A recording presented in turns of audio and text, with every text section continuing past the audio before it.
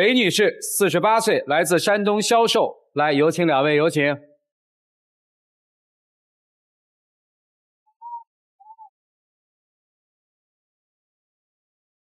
欢迎两位哈，交往1年多哈，快1年了。哦，快1年了，这就想结婚了？是。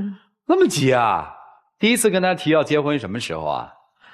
是这样的，当时认识他的时候吧，是在正月里，觉得他人不错，戴着眼镜，文质彬彬的，笑眯眯的，觉得也是我喜欢的类型，就跟他正式交往了。去年国庆节的时候吧，我觉得我们年龄也挺大了，就接着过节，我就做了一桌子菜。但是我们在喝酒的时候，高兴的时候呢，我就把这个结婚的事情给他提出来了。没想到呢，他立马就变脸了，当时就说时机不成熟，说以后再说。我呢很伤心，所以说想来说道说道。我老是想给他好好谈谈，他老是躲着我。他躲着你啊？因为啥躲着人家呀？因为我们呢，最主要的事情是，我们上半年接触的时候还挺好到了下半年呢，发生了很多事情吧我通过朋友介绍，做了一些投资可是到了下半年呢，血本无归对我的精神和物质的压力很大，所以说呢，有时候他给我提这个问题的时候呢，我也有点犹豫不决。那就说嘛，就说我经济条件不好了嘛，觉得经济压力大嘛，那就慢慢处着呗。但是他一开始的时候没跟我说他投资的事情，他投资什么我也不知道。当时他光是描绘我们美好的未来，我们有一个共同的家我呢觉得他这样说不是不结婚的理由，我觉得他现在心思越来越在我身上了手机呢也不让我看。您觉得这是借口是吧？而且现在和原来判若两人，脾气越来越大我怀疑他外面有别人了。有吗？没有。没有为什么对人家脾气越来越大？没有为什么不让人看手机？最主要什么呢？投资失败了以后压力大一些到下半年呢，他一直催我结婚说真话，为了对他负责吧，也是为了自己的幸福吧。有时候我想呢，可能还需要静下心来慢慢的去沟通。那你打电话背着我在阳台上打20多分钟，不让我看手机。我问你是跟谁说话呀，你也不说，你光说我不懂，你能不让人怀疑吗？这个事呢，主要是什么呀？我们做婚庆这一块接了一个业务以后忙活的时间比较长，我们都是团队去运作，牵扯的这设备人员比较多一些，打的电话比较长一些，他人不是多么了解，有时候就这样有点疑神疑鬼，就怀疑我。其实没有的事也是。您都为什么怀疑啊？背着您打电话算是怀疑，还有怀疑过什么呀？就去年11月11号的时候发生那件事让我很生气。啥事儿？那天吧，我们共同之间的朋友小李儿给我发微信说：“你跟老王分手了吗？”我说没有啊，我挺奇怪，为什么你这样说呢？他说：“你看看，他刚发了朋友圈里，他去参加相亲会去了，而且我都看不到。然后我一看，发现他把我屏蔽了。”其实不是这么回事。上年11月11号是我们有一个老乡，他组织了一个什么呀单身相亲会这么一个活动。我呢做婚庆这一块，他学设备、录像、音响，我是什么呀组织者之一。我也参与这个活动了，还找了一些单身朋友100多个人，在酒店里搞这么一个活动。您是组织者？对。不是参与相亲的。对。这事儿不是说清楚不就完了吗？那你为什么屏蔽人家呢？他公司也挺忙，有时候我一些事情跟他说了以后他可能是也不是多么了解，所以跟他沟通的可能也差一些。不，这不需要沟通啊！你正常我要组织一相亲会，我就组织呗。你告诉我，还有照片是怎么回事？啥照片？他就是相亲会上和人家照的是一个女的挽着他胳膊，相亲成功了，站在舞台上。小李儿把那个截图发给我了，我很生气。对，就是那个女的我也认识，对她有好感，也喜欢她。你怎么不拒绝人家呢？你怎么不说你有女朋友了呢？你不是说你是组织者，怎么你也想起来啊？不是，这个实际上也是个突然的事情。我们这个宣讯会快结束的时候，我们5个组织者都需要上台给人敬酒。然后他上去以后，说给我合张影。我说行啊，合张影就拍个照吧。其实我不知道谁拍的，就发朋友圈了。这叫解释，你信吗？我先问问你喜欢他吗？因为当时那种场合，我喜不喜欢？不喜欢。我们现在已经不联系了，这都是上年的事啊。你拒绝他了吗？早拒绝他了，现在都不联系了。你指的拒绝是什么？为什么在单身群里你还冒充单身，还不退群呢？说那话，我们说婚庆这一块有什么设备群，还有这个相亲交友群，我在群里也是一个群管，所以说呢，为了自己的业务吧，也是介绍客户的一种渠道。如果你这样说，我还能理解一些，但是你有好多事儿也瞒着我。我们刚开始交往的时候，我不喜欢他抽烟喝酒，为了身体健康嘛，他也挺听话的啊，当着我的面也不抽烟，喝酒呢也很少应酬。现在呢，他抽烟啊守着我，然后喝酒呢就别告诉我。有一次最严重的就是，他说跟他朋友去聚会。是谈事情去，到了饭点了还不回来，我就做好饭了，所以我就给他打电话。他说他和朋友在一起喝酒呢，我说你早回来吧，我在家等着你。到了12点多了还不回来，我再给他打电话，他就有点不耐烦，快1点了还不来，我又给他打电话，响了好几声，再打关机了，1晚上都没回来。第二天早上回来以后什么也不说，就自己睡觉去了。这种事经常发生，我们就为这事经常吵架。你干嘛去了？因为干我们这个行业呢，说那话免不了喝酒的场合比较多。不是，您是卖酒的？不是，做婚庆这一块。您是试酒的？对，我们本身这个婚礼之前也有试酒这一说。行吧，就算有这么个喝酒的工作，那啥工作要喝1夜酒呢？最主要是什么呢？压力也大吧，他经常打电话，我也有点烦。朋友早晨一块呢，有抽烟有喝酒的，您就直接跟他说，不就完了吗？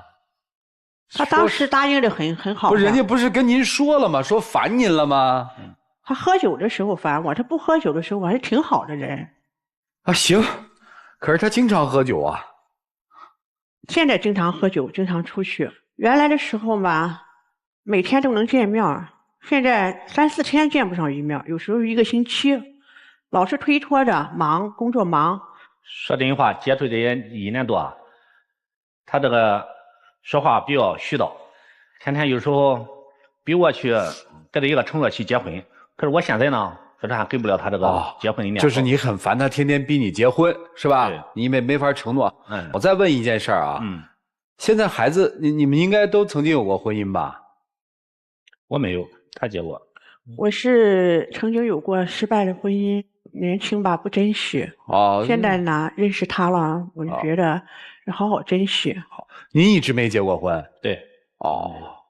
今天来的目的是什么呀？要个说法，对不对？对，我就是想，如果我们能好好处下去呢，我们就好好交流，你别躲避着我，有什么说什么。如果不行呢，那我们就好聚好散。行，还想跟人处吗？还想。我怎么觉得你不想啊？只不过是这段时间可能我压力大一些啊。为什么？还是通过这个时间的推移，慢慢的去好转吧。好转啥呀？一个经济，一个是精神压力。行，稍微好。我这个时候倒想听听这个大姐的优点是什么了。在你心里，她有什么优点？她的优点呢，作为一个女人的话，她比较懂事一些。这个懂事的含义是什么呀？第一个什么呢？因为家长里短考虑比较周到，所以说呢，对我呢可能事无巨细啊，考虑的也比较细致一些，照顾的好是吧？对。能考虑到，我认可的。听明白了。再问您一句，为什么一定要跟他在一起？因为我们一开始认识的时候，他也给我描绘了我们未来。你们的未来是什么样的？让我们有一个温馨的家。您给我们描绘一下。我原来曾经受过伤害，他呢也挺关心我，脾气也挺好，主要是那时候吧，就说以后我们每年都出去旅游去，然后呢相伴到老。我作为女人吧，这是给我的最好的承诺。就在您这个离异之后，还谈过恋爱吗？还是就谈了这一个？没有。好，离异多少年以后认识的他呀？有4年了吧。着急结婚是为什么呀？我是想我们年龄也不小了，再一个呢，我觉得他挺适合我的。他哪几点适合您呢？他是除了就是下半年变化挺大，刚开始不是这样的，所以我一直抱着那个梦想。也就是说，您现在想嫁的是刚开始认识的那个人，是吧？是，并不是下半年呈现在你面前那个抽烟喝酒不回家，干什么去了也不跟您交流的那么一个人，是这意思吗？对。行了，事儿就是这么一个事儿了。相处不到1年的一对中年人，女方期许着一段美丽的婚姻，男方现在似乎没有做好准备，所以女生想要一个说法。好则合之，不好则好散之，是吧？来，我们一起进入丘比特问卷。雷女士，王医生不会跟您结婚的。这么多年来，他一直都享受着自己这样的单身状态。王医生，我们看形象上佳，而且一直活跃在各种群里面。我相信，只要他愿意，他身边应该不乏异性伴侣，但是他都没有结婚，他根本就不想结婚。这个对象无论是您还是不是您，而您也知道他这样的状态，他有各种各样的在您看来的借口，可是您依然想要个结果，是因为说最开始的时候你承诺我了，怎么样。我要告诉您的是，雷女士，所有的追求过程当中，或者是热恋过程当中的承诺，都只能打1折听。很多时候都是这样的。忘掉那些你们曾经的风花雪月，看清眼前这半年你们相处的现实。你所有的关心他觉得是絮叨。在开始你是一个懂事儿的女人，他愿意和你在一起，但是现在您所有的做法在他看来都已经变得不那么懂事儿了。发那条朋友圈，我暂且不论他是真的去相亲了还是组织者，因为我们无从判断，但是从他发朋友圈的状态，屏蔽你，然后你的朋友又给你打电话来讲，说明朋友们看到这条朋友圈的时候感受到的其实是他在宣示自己的单身状态。对于异性挽着自己的胳膊非常的泰然，没有你的存在。夜不归宿没有合理的解释，没有你的存在。所以我不知道您今天是来要什么的。其实今天反而要做选择的是您，就是他在不给你一个婚姻状态的时候，你是愿意和他继续交往，还是和他分手？刚才他说的那句话是真心的，就是还想处吗？想，前提条件是在你不逼婚的情况下，他愿意有一个懂事儿的异性陪伴在自己的身边，仅此而已。我希望您能听明白，祝福每一位，谢谢。大姐，你说他需不需要你？我觉得他需要你，但他并不想把一切都交给你。就说白了，一个人如果真的要和另一个人结婚，在投资啊像这些事情上面，怎么会不是2个人商量着办？像借款啊这样的事情，怎么会不是2个人商量着办？未来的事业的规划，怎么不是2个人商量着办？要去组织什么相亲啊什么事儿，怎么会你就会不知道呢？他的生活的一部分需要你去照顾，他生活的另一部分不希望你涉足。那你刚才一再提起说，你追我的时候给我描绘的生活是那么好那么好那么好，为了追求描绘蓝图，这个承诺是很轻易许下的，但是他又没有勇气去承认我不愿意遵守这个诺言了，他没勇气去承认这个，你知道吗？大姐，如果你认为结婚重要，就找一个能结婚的，求人得人嘛，不就是那么简单吗？快50岁了，还活成20岁时候对爱情的天真，我觉得就是你们的问题。就这样。雷女士呢，就是太主动，用力过猛，但其实自己内心非常清楚答案。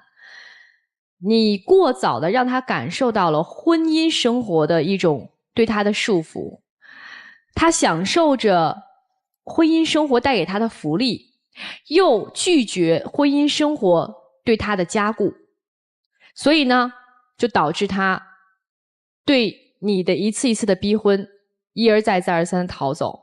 其实你内心非常清楚，他根本不会娶你，但是你就是不甘心。意思就是我都已经提前让你感受到这么多的温暖了，你为什么还不跟我步入婚姻呢？但你不知道的是，你在给他温暖的同时，你给了他那么多的唠叨和絮叨，他没有自由了。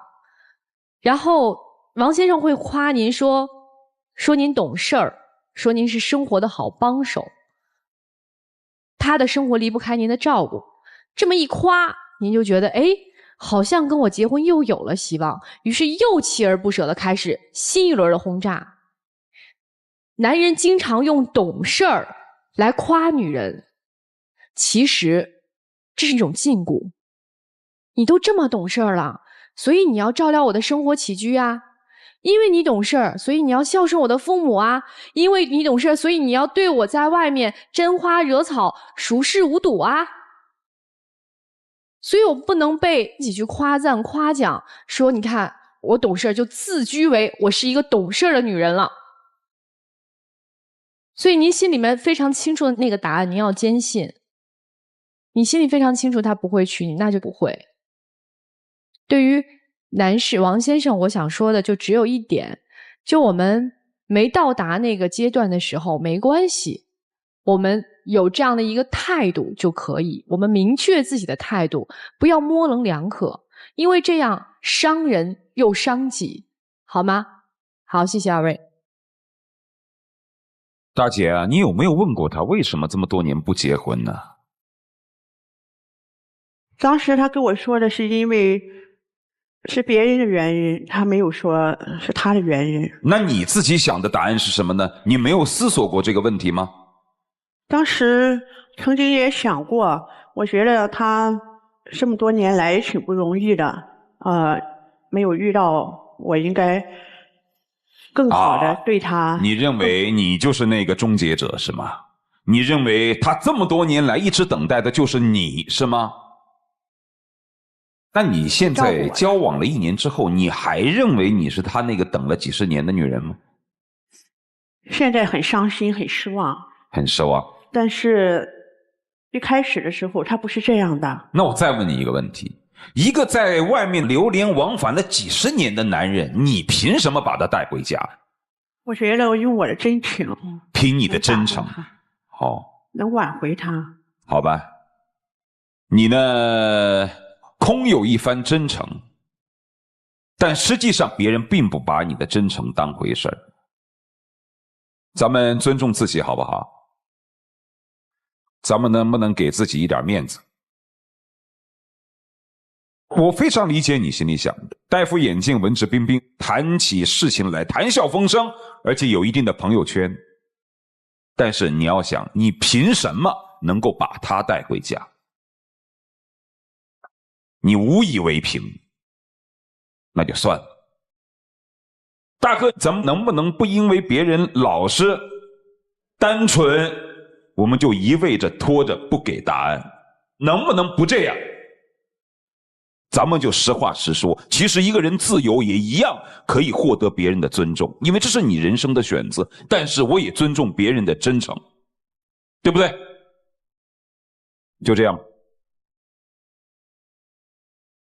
我觉得一个人憧憬美好爱情，哪个年龄都不为过，而且都应该有这样的憧憬。但是即使是憧憬美好的爱情，你也得看清楚这段美好爱情的那个对象是谁，人家是不是跟你共赴美好的那个人，是不是心里都有了？真相其实早有了，所以两位各自安好吧，一起进入那几天喝古方红糖真情60秒。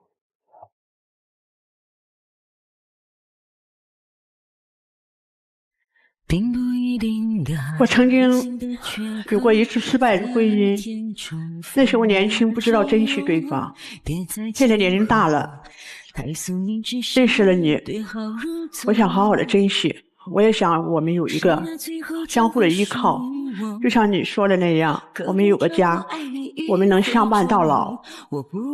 但是你现在不想跟我结婚，我是奔着结婚的目的而来的，我是要一个结果。来，请亮灯，我们男女嘉宾一起打开君乐宝长知识了爱的记忆箱。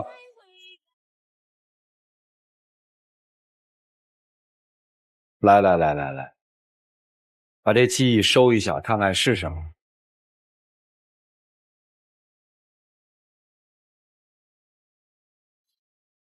这个您在里面放的什么记忆啊？我给他放的是银行卡，因为么呢，我让他说的话也应该明白，我现在给不了他一个结婚的一个明白。就我可以把什么都给你，但是对不起，我给不了你婚姻啊。那个您这是什么呀？这是我给他的提笔照啊。去年的时候他生日礼物，但是因为那天他躲着我，没有和我一块过生日，我这生日都没一起过啊，没送过去。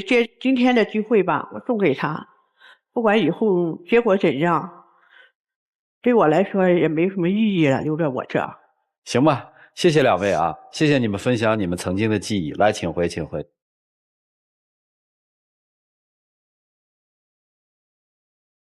来，请关门。来吧，看看这一对自己的选择，请开门。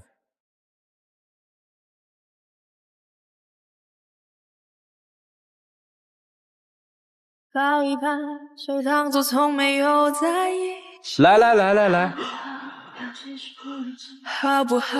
有解释都已经来不及。算了吧，我付出过什么？你还有什么话要说吗？我忽略自己。回去好好想想老师们的话，梳理一下生活好吗？谢谢您，请回。好可怕，那个我不像话，一直奋不顾身。